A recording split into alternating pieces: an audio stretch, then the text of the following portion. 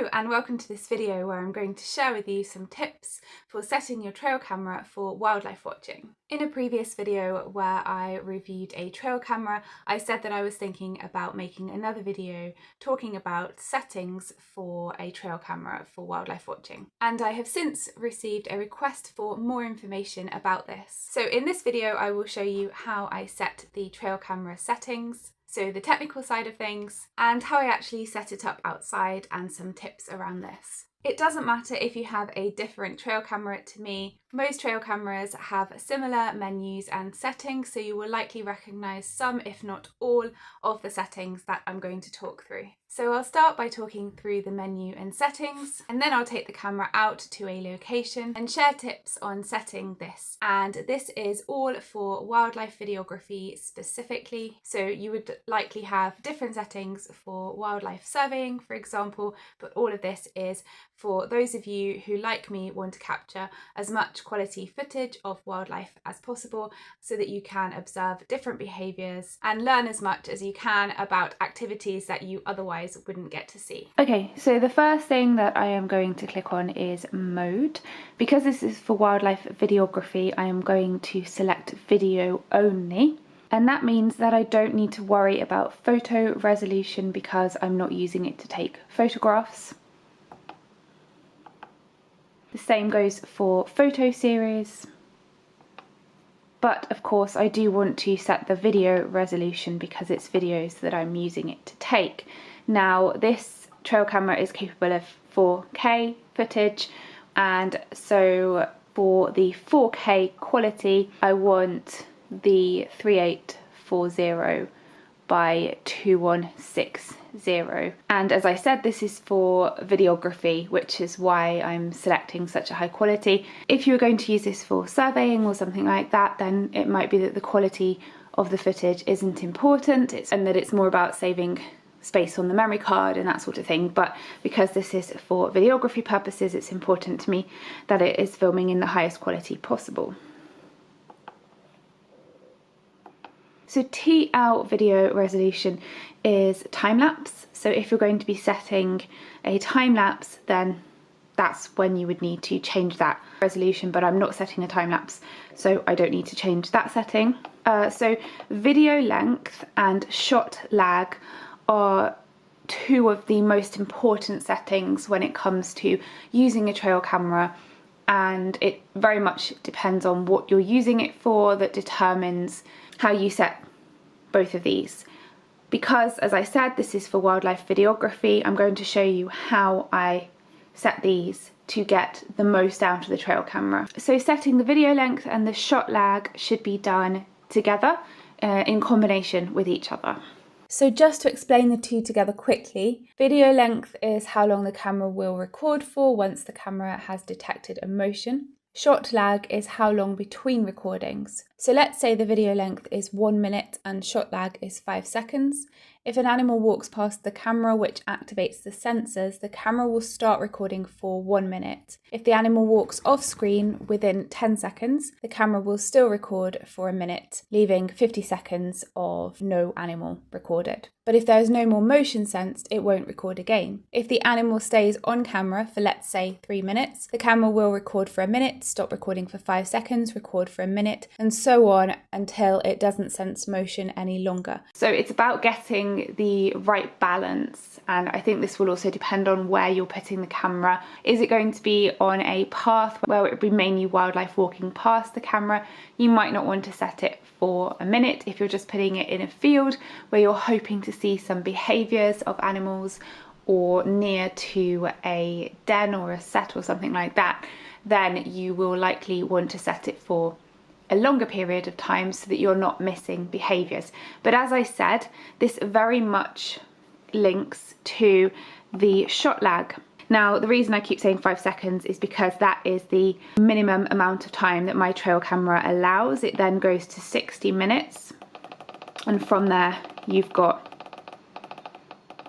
seconds as options, and then when you get to a minute it starts going up in minutes. But as I said, if an animal comes onto frame, I want to get as much footage of that animal as possible. So for me, the minimum time is what I will always opt for. As I said, these settings are for wildlife videography. Again, if you're using it for surveying or something else, you will likely have different settings, because the other thing to bear in mind is the memory card and how much space is on the memory card and how long you're leaving the trail camera for and how much footage you want to gather and how much footage you want to have to sort through as well. So for me, the more footage of any kind of wildlife, the better, and that's why I'm using these settings. So I have a minute for a recording and 5 seconds between recordings, and that means, yes, I do sometimes have 5 seconds of an animal walking past the trail camera and 55 seconds of nothing, but it also means that if an animal does come on, I'm not missing precious moments, because a lot can happen in just 5 seconds between recordings, and sometimes I'm watching a scene and then I watch the next clip, which is 5 seconds later, and something has dramatically changed and I don't know exactly what happened. So for me, the minimum time between recordings is important, and I think a minute is a good balance in terms of the time that it's recording for. Okay, so audio recording, you can either have it on or off. I'm going to have it on because you sometimes get some interesting sounds from wildlife, of course.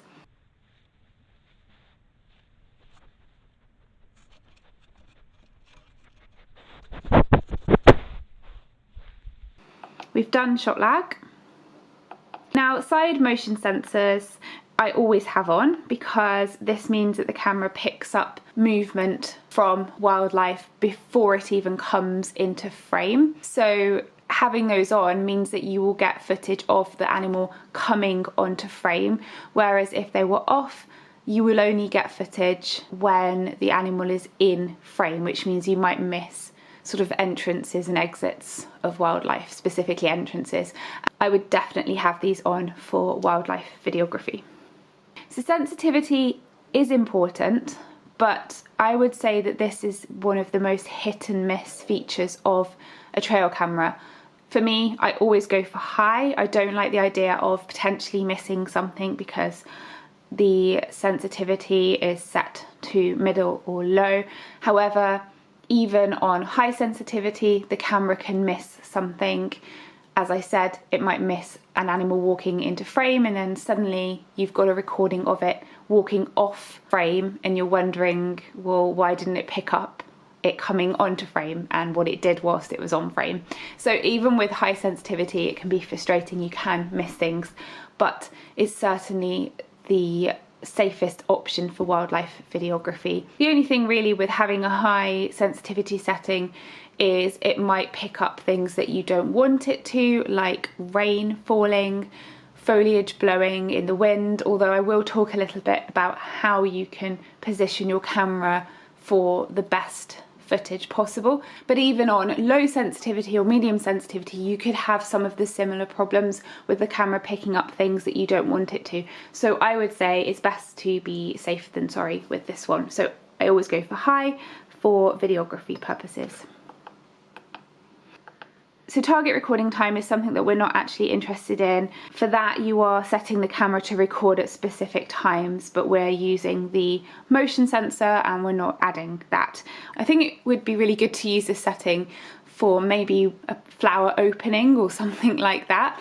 Other than that, I would say you wouldn't need to worry about the time lapse for wildlife videography. Language obviously is what language you want the camera to be in. I don't think endless capture is something that you would necessarily use for wildlife videography, because usually you're putting your trail camera and hoping that at least one living creature comes along during the night, let's say, where you've left the camera. So endlessly recording nothing would seem rather pointless.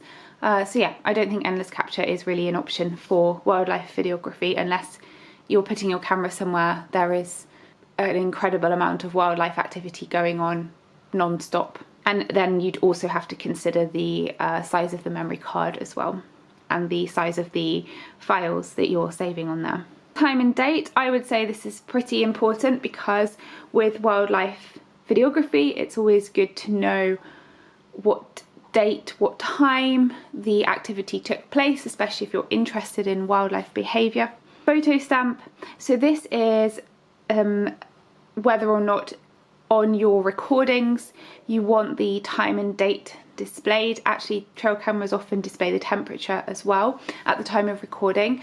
I always have this on because it can very easily be cropped off the video, but I like this for interest. I like to see what time the badger walked past the trail camera, and also it's great for learning patterns of behaviour as well. So I always have that on.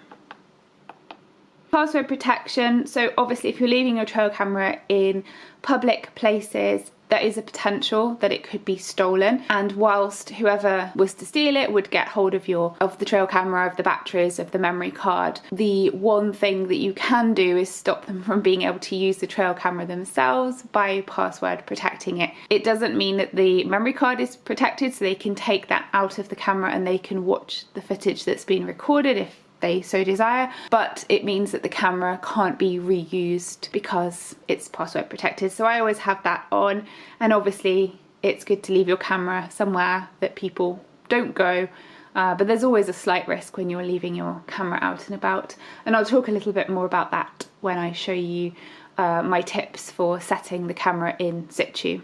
And the only other thing to think about password protection is it then means you're going to take a few seconds longer to set your camera when you're in situ, because you have to add the password to set it. The beep sound is, I'll show you what this is like. So if I put this on,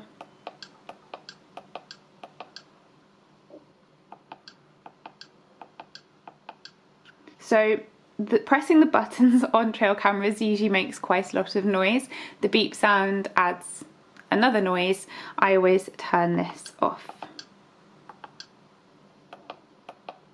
Of course, when you add your memory card, you will need to format the memory card. Doing this doesn't wipe the settings of the trail camera because you're not making those changes to the memory card settings. Obviously you're making the changes to the camera settings. So if you were to use a different memory card, or maybe you're going to leave your camera in situ and you're going to go out to it and change the batteries and change the memory card over, you can add a new memory card and format it if you need to. You can obviously reset all of your settings and start from scratch, and that's it really. You don't need to, as I say, worry about the others that I skipped over and explained why I skipped over those. So they are my recommendations for how best to set your trail camera for wildlife videography specifically. Okay, so now let's head out into the field and have a look at how to position our trail cameras to get the best possible footage. When choosing a location and setting your camera, try to ensure that it isn't somewhere that people frequent, even if you hide it well. Obviously for security reasons, the more people that pass, the more likely it will be seen, and therefore the more likely it could be stolen or vandalized. The other reason is out of respect. I personally wouldn't want to think I had been filmed, so be careful you don't upset somebody who suddenly realizes they're on camera. You also don't want to see anything you don't want to see by leaving it somewhere hidden that people go often. And finally, because you're trying to capture wildlife, not people, and you don't want a lot of footage of people walking past or people's dogs sniffing out the camera. But obviously if it's private land that you're able to use, then you don't need to worry about that at all. I'm only putting the camera here for illustration purposes. The next thing is to think about the height and the angle of the camera. So think about the wildlife you're aiming to capture on camera and try to put it at head height for that animal. Obviously this would be very different for a deer versus a fox, and it also depends on the size of the area that you're working with. Obviously with a large area you will see wildlife from different distances, whereas if you're filming in a small space you won't have this range, so you'll need to think more carefully about the height and how close up you want the wildlife to be when you are getting its face on shot. Also think about what kind of footage you want, a shot from higher up, angled down, or an eye level shot. One thing to be aware of is that the motion sensors give the illusion that more is going to be captured than is. So just remember the camera is fixed in the middle and position and angle accordingly. Now the test mode that we went into to set the camera settings, this is also supposed to be for setting up the camera in situ. However, it's not well designed on cameras like this because you have to open the door to see the screen, and the screen is on the back of the door. So you're then moving where the camera is facing, and it just doesn't give an accurate representation of what you're going to be recording. Instead, I would strongly suggest doing a test shot. So set the camera to on, let it count down and start recording, and then make a movement. You can wave your hand in front of the sensors and then you will get a shot of what it will be recording. If needs be, you can place something on the ground so you can get a sense of what will be in frame and where, or you can walk around in front of it for similar effect. Something that is very important is to make sure that there is nothing in the foreground of your shots.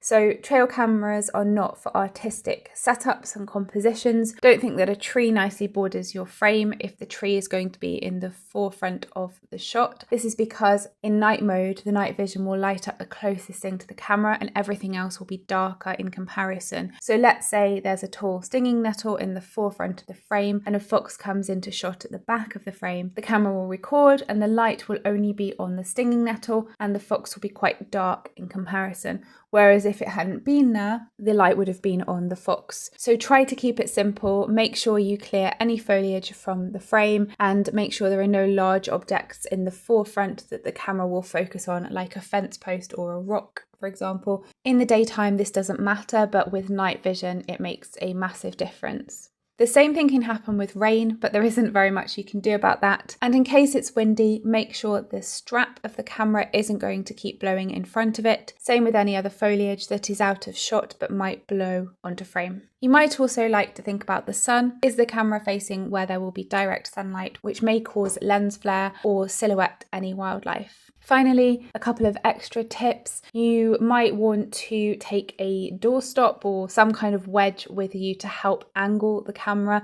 Quite often you can find yourself working with a vertical fence post or tree trunk or something like that, and you might want to angle your camera slightly downwards. In this case, obviously you can find something on the ground like a stick or a stone or something like that, but if you're going somewhere where you're not going to be finding anything, then maybe take something with you that you can wedge behind the camera to help you to angle it. I also have this stake, which is for when I want to set my camera up somewhere that there is absolutely nothing to fix it to, and this obviously gives more flexibility with where you can put the camera. So they are my main tips for setting up your camera. I hope you found this video helpful. Please do share in the comments if you have any tips about setting trail cameras that haven't been shared in this video, as I would really love to read those. Please do support my channel by liking and subscribing, and I will see you in the next video.